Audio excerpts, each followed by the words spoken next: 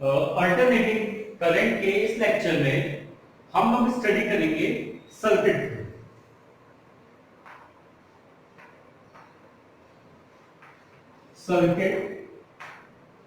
Theory. तो देखिए पीछे के चैप्टर्स में हम लोगों ने कुछ सर्किट एलिमेंट्स पढ़े हैं।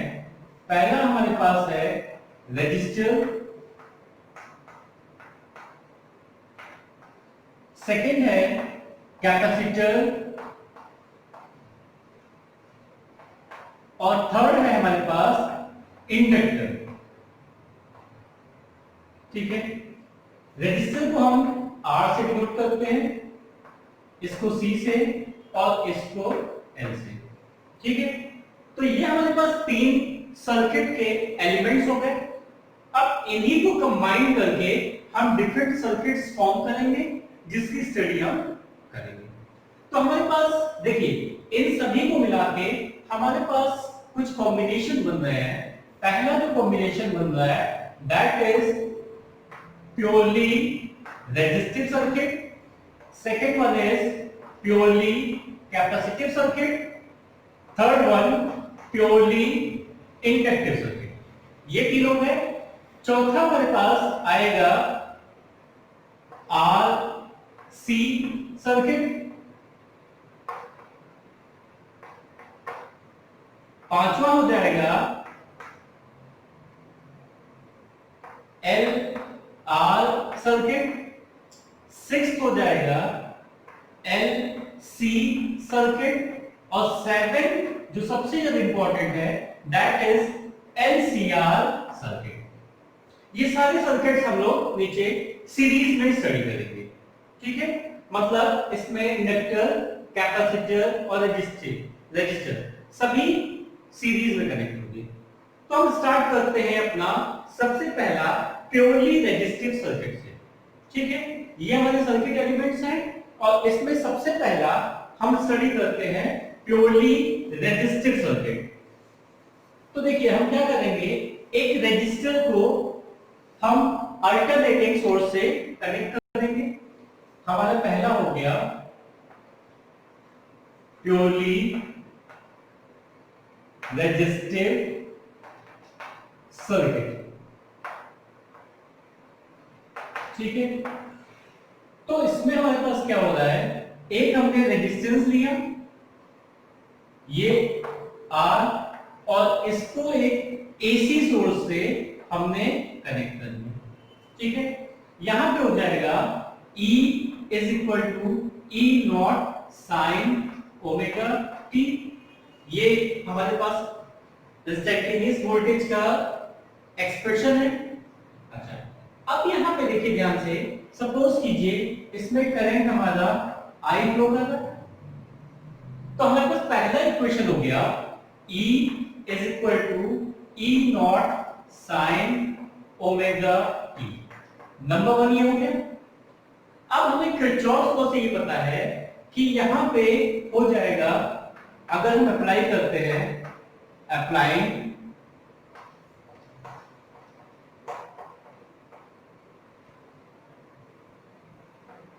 किरचॉफ लॉ, तो हमारे पास यहां पे हो जाएगा ईएमएफ और इसका E minus IR that is equal to 0। ठीक है, इसका मतलब क्या हो गया, इसका मतलब ये हो गया E is equal to IR। ठीक है, अब हमारे पास E का एक्सप्रेशन ये दिया हुआ है, ये हम पुट कर देते हैं। इसका मतलब हमारे पास क्या आ जाएगा, ये अगर इसको लिखते हैं तो ये आ जाएगा I is equal to E by R और E हमारा क्या है, E हमारा है E nought sine omega t upon R। तो अब देखिए क्या हो जाएगा हमारे पास I is equal to E upon R हो गया। E का रिलेशन हमने लिख दिया, R से डिवाइड कर दिया। ये चीज साइन ओमेगा t, इसकी कोई यूनिट नहीं है। इसका मतलब क्या हुआ कि ये हमारा करंट रिप्रेजेंट करेगा और क्योंकि ये पीक वैल्यू है और रेजिस्टेंस को डिवाइड करेंगे तो ये पीक करंट हमें देगा। इसका मतलब ये इक्वेशन बन गया I is equal to I nought sine omega t, equation number 2। तो अब हम इक्वेशन 1 और इक्वेशन 2 को कंपेयर करते हैं, ठीक है। इसमें हम ये देखते हैं कि यहां पे भी साइन ओमेगा टी है और यहां पे भी साइन ओमेगा टी है। इसका मतलब हम ये कह सकते हैं कि इन दोनों का वेरिएशन एक साथ हो रहा है, दोनों एक फेज में है। तो from first and second we conclude that E and I are in same phase, दोनों एक ही फेज में है। अगर हम इसका डायग्राम बनाते हैं तो देखिए क्या होगा। ये हमारे पास डायग्राम है। अगर यहां पे ये E हम ले रहे हैं रेजिस्टिव सर्किट का, तो E R ले रहे हैं, और यहां पे करंट I R ले रहे हैं। इसका मतलब दोनों के बीच में एंगल सेम है। तो ये हमारा एक फेजर डायग्राम हो गया प्योरली रेजिस्टिव सर्किट का, ठीक है। इसको हम इस तरह से बना सकते हैं समझने के लिए। देखिए ये हमारा, ये यहां से ऐसे गया, ये आया और इस तरह का ग्राफ आ रहा है। ये ग्राफ अगर हम ले रहे हैं कि ये हमारा E को रिप्रेजेंट कर रहा है, मैक्सिमम वैल्यू यहां पे आ गई है, तो अगर हम करंट का ग्राफ बनाएंगे तो करंट का ग्राफ भी ऐसे ही बनेगा। इसका मतलब क्या होगा है, ये हमारा I बता रहा है जब करंट की मैक्सिमम वैल्यू हो रही है उसी समय I की भी करंट मैक्सिमम वैल्यू हो रही है। जब हमारा E 0 हो रहा है उसी समय करंट भी 0 हो रहा है। जब E नेगेटिव में मैक्सिमम आ रहा है उसी समय हमारा करंट भी मैक्सिमम आ रहा है। इसका मतलब हर एक पॉइंट पे इन दोनों के बीच में एंगल सेम है। तो हम ये कहेंगे कि current and voltage in purely resistive circuit are in same phase, ठीक है। ये हमारा डायग्राम हो गया, फेजर डायग्राम। और इसको कैसे रिप्रेजेंट किया ये हमने बता दिया कि दोनों की वैल्यू किसी भी टाइम पे आप लेंगे तो सेम रहेगा, उन दोनों के बीच में फेज सेम रहेगा। तो ये तो हमारा हो गया प्योरली रेजिस्टिव सर्किट के बारे में। अब हम बात करते हैं यहां पे प्योरली कैपेसिटिव सर्किट।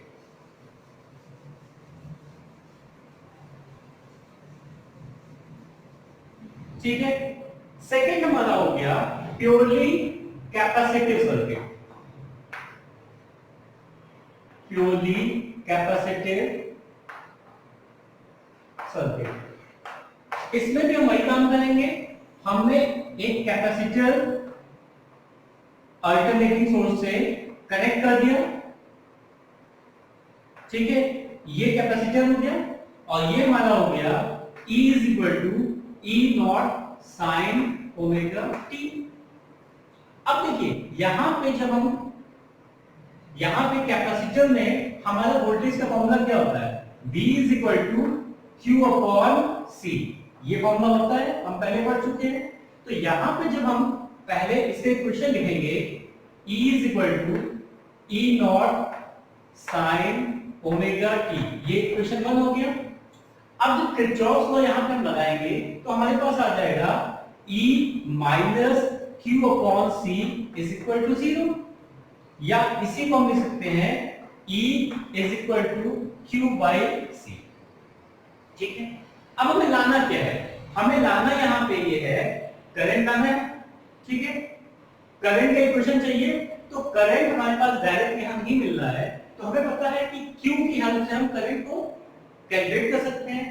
तो इस रिलेशन को हम लिख सकते हैं Q is equal to E into C, ठीक है। अब Q हमारा I कैसे देगा, I इज इक्वल टू क्या होता है dQ अपॉन dt। तो यहां पे अगर हम इसको डिफरेंशिएट कर दें विद रिस्पेक्ट टू टाइम तो हमारा करंट आ जाएगा।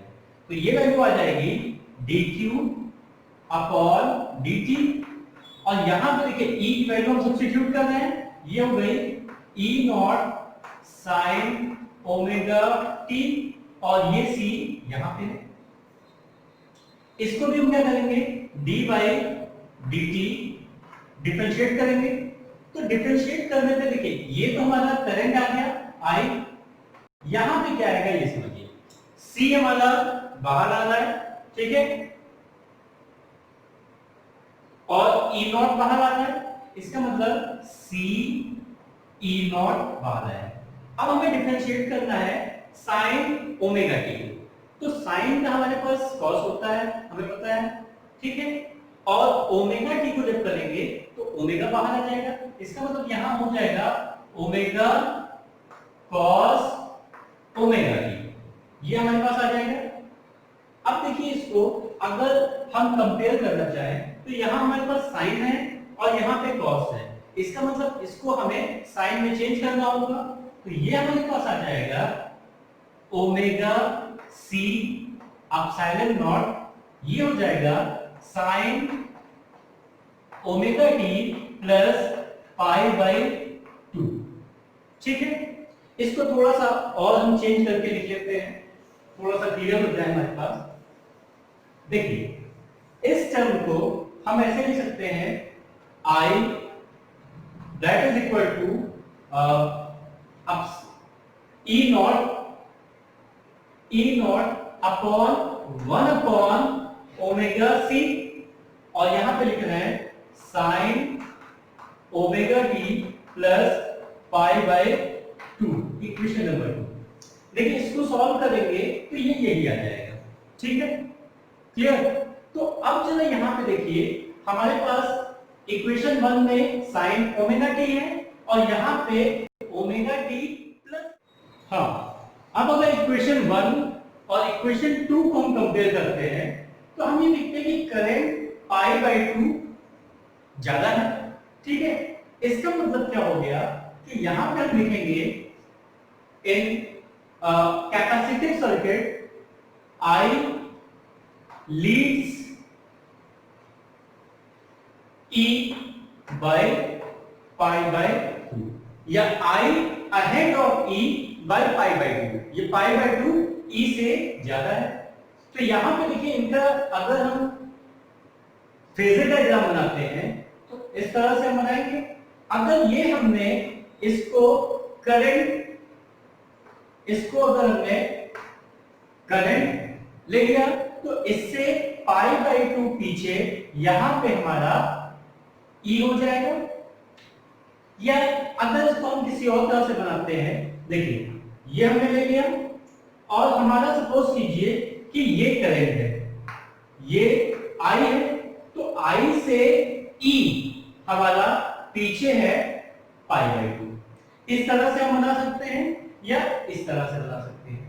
एक और तरीका है हमारे पास, उसको भी देखिए, जैसे वहां पे ग्राफिकल रिप्रेजेंटेशन किया था वैसे यहां पे अगर हमारा ये वोल्टेज यहां से स्टार्ट हो रहा है, इस तरह से स्टार्ट हो रहा है, ठीक है, ये हमारा E हो गया। अच्छा, अब करंट कहां से स्टार्ट होगा, करंट यहां से स्टार्ट होगा, I यहां से स्टार्ट हो रहा है, इसका मतलब I E से पाई बाई 2 आगे, ठीक है। तो ये तो बेसिक चीजें हो गई। अब जरा इस फॉर्मूले को हम थोड़ा और ध्यान से देखते हैं तो हमें कुछ चीजें यहां पे पता चलेंगी। देखिए हमें ये पता है कि I is equal to E upon R होता है और इसका कोई भी यूनिट नहीं है, इसका मतलब 1 अपॉन ओमेगा सी, ये हमारा किसी न किसी तरह का रेजिस्टेंस है, ठीक है। इसका मतलब क्या हो गया कि 1 upon omega C must be resistance, ठीक है। और क्योंकि ये सर्किट हमारी कैपेसिटिव सर्किट है तो इसको हम कहते हैं कैपेसिटिव रिएक्टेंस, एक्स सी से डिनोट करते हैं इसको, और ये हो जाता है 1 अपॉन ओमेगा सी, और एक्स सी को हम कहते हैं कैपेसिटिव रिएक्टेंस। ये हमारा रेजिस्टेंस होता है कैपेसिटिव सर्किट। तो ये फॉर्मूला भी काफी इंपॉर्टेंट है, इस पे भी थोड़ा सा हम डिस्कशन कर लेते हैं यहाँ पे। देखिए इस फॉर्मूले में है क्या, हमारे पास कैपेसिटिव रिएक्टेंस है XC is equal to 1 upon omega C, या इसी को हम लिख सकते हैं 1 अपॉन ओमेगा, क्या लिखते हैं 2 पाई फ्रीक्वेंसी 2 पाई F और C। तो हमारे पास ये आ गया XC is equal to 1 upon 2 pi FC। It implies XC is proportional to 1 upon frequency, ठीक है 1 अपॉन फ्रीक्वेंसी। अब जरा यहां पे ध्यान दीजिए, हमारे पास डीसी की फ्रीक्वेंसी कितनी होती है 0 और एसी की फ्रीक्वेंसी होती है 50 हर्ट्ज, ठीक है। अब अगर ये 0 हो जाएगा हमारा, तो ये कितना हो जाएगा इनफाइनाइट हो जाएगा। इसका मतलब डीसी करंट के लिए ये इनफाइनाइट रेजिस्टेंस क्रिएट करेगा। तो इनफाइनाइट रेजिस्टेंस क्रिएट करेगा, इसका मतलब क्या होगा कि रेजिस्टेंस इतना ज्यादा हो जाएगा कि डीसी इससे पास नहीं कर पाएगा। It implies it blocks DC, ये डीसी को क्या कर रहा है ब्लॉक कर दे रहा है, आगे जाने नहीं दे रहा है। इस तरह के फिल्टर्स हम यूज करते हैं, आगे सेमीकंडक्टर में हम डिस्कस करेंगे, वहां पे इसका एप्लीकेशन आएगा। अब बात करते हैं एसी की। एसी की फ्रीक्वेंसी हुई 50 हर्ट्ज, ठीक है 50 हर्ट्ज हुई, तो ये इनफाइनाइट से कुछ कम है, इनफाइनाइट से इनफैक्ट काफी कम है। इसका मतलब ये कुछ रेजिस्टेंस इसके फ्लो में क्रिएट करेगा, लेकिन इसे अलाउ करेगा। इसका मतलब क्या हो गया, इट अलाउज एसी।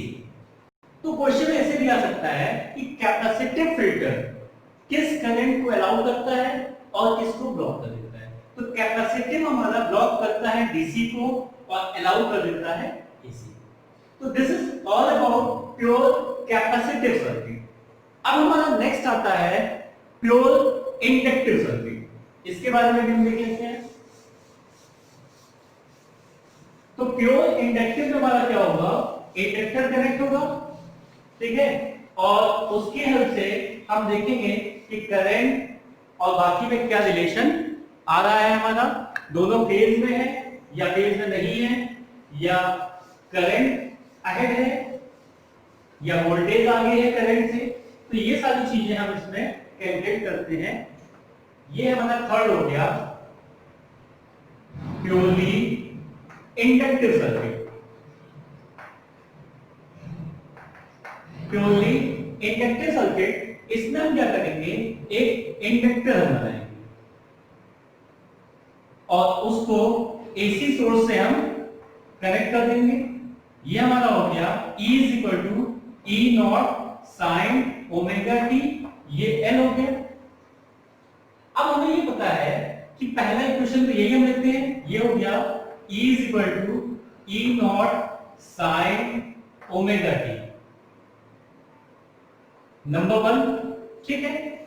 अब यहां पे जब हम निकालते हैं वोल्टेज, तो हमारा वोल्टेज कितना आता है, यहां पे आता है L di अपॉन dt, ठीक है।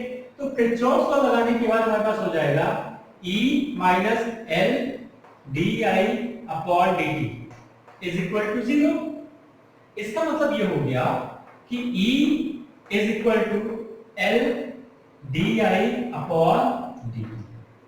अब हमें करंट निकालना है, लेकिन करंट यहाँ पे स्मॉल करंट दिया हुआ है, तो हमें पता है कि जब हम इसको इंटीग्रेट करेंगे तो हमारा करंट आ जाएगा।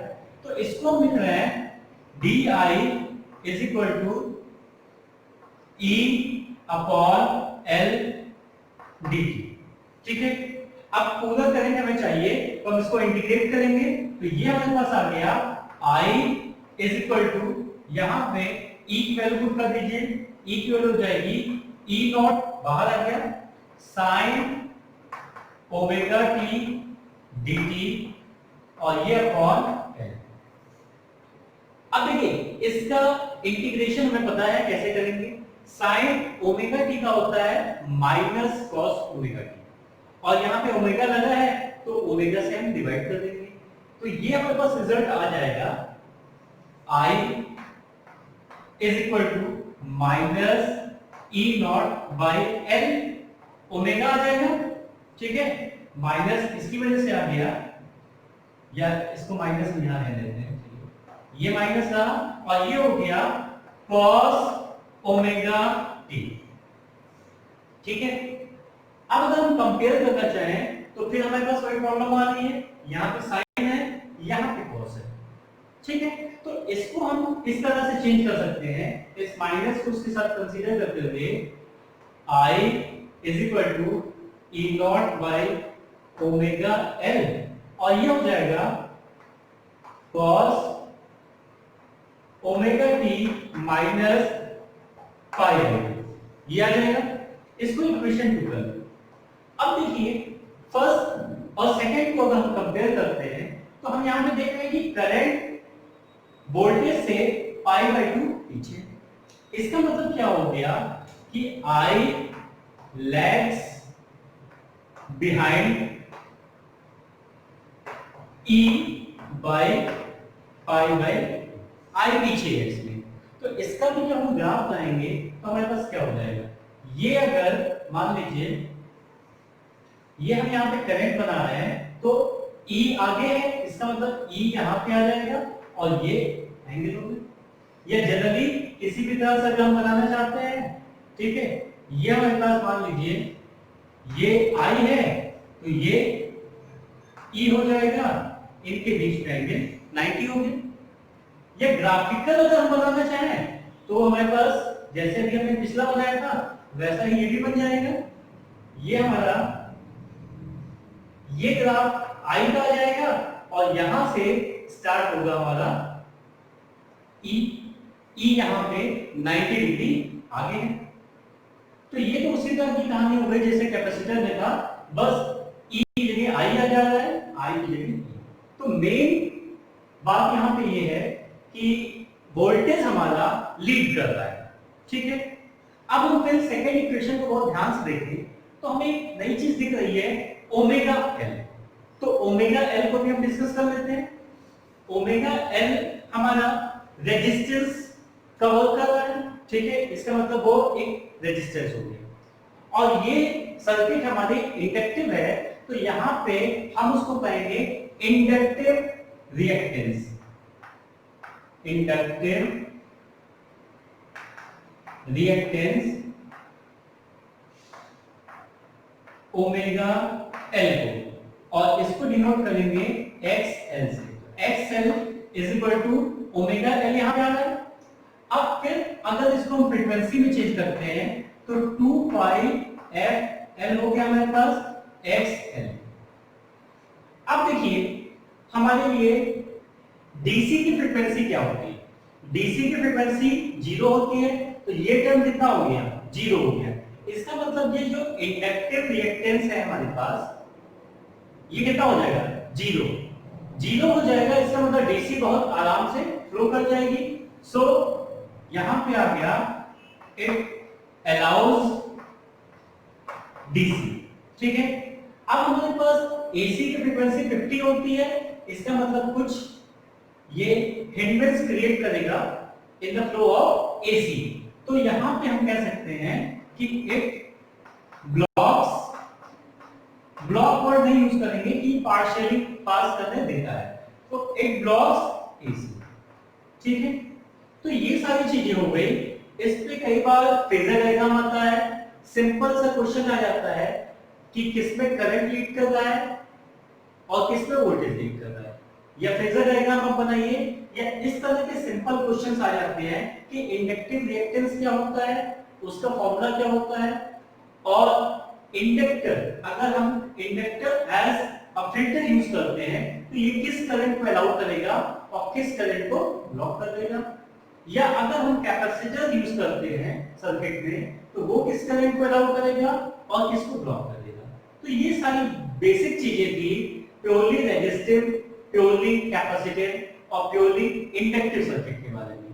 तो फर्स्ट लेक्चर में हम इतना ही इसमें कवर करेंगे। नेक्स्ट में combination of LC, CR, LR, इन सभी के बारे में हम स्टडी करेंगे।